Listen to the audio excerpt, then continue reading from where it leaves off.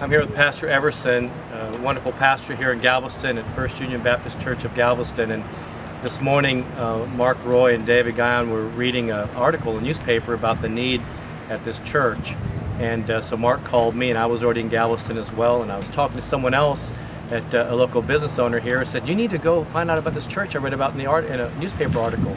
So Mark Roy's already over there, and he said, Doug, this church, the pastor's awesome, the guys here are awesome, they're reaching out to their own community, out of their own need, and that's the kind of people we want to come alongside. And so we had the pleasure of meeting Pastor. Pastor, tell everybody a little bit about your church. My church, well, I'm grateful to God, the church was erected in 1955, and this is a ongoing, growing church. The parishioners that are members of this church, they love God, and they love one another, and they love the community, and they reach out and try to help. And through it all, God gets the glory, He gets the honor, and He gets the praise. And we're grateful today that this organization have come and blessed us, because we are in need, and they have attended to some of our needs, and I just love God. This is a historical church. We are on the brochures of the city as being a historical church, and I just thank God that this church is going to grow again, and it's going to be alive again for the Lord. Amen. Now, the music you heard was not angelic music, but that was perfect timing. It really was. It was like the organ playing when you preach. That's right? right. That's right. That's right. Now, this back here, Pastor, is a historic commission from Texas. It talks about your church, and it was founded in 1870, but it said it survived the hurricane of 1900.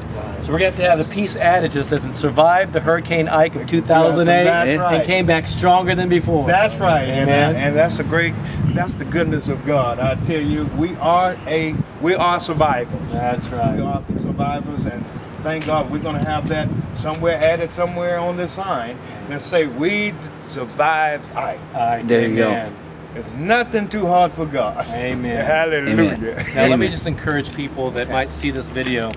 There's a long-term needs. People initially have compassion when a crisis happens. And the sad thing about Hurricane Ike is that the whole nation is looking at other things and have forgotten of the devastation of the whole Gulf region here. This is going to take long-term assistance. We need volunteers. We need people to come hold up the arms of pastors like Pastor Everson and others in the region.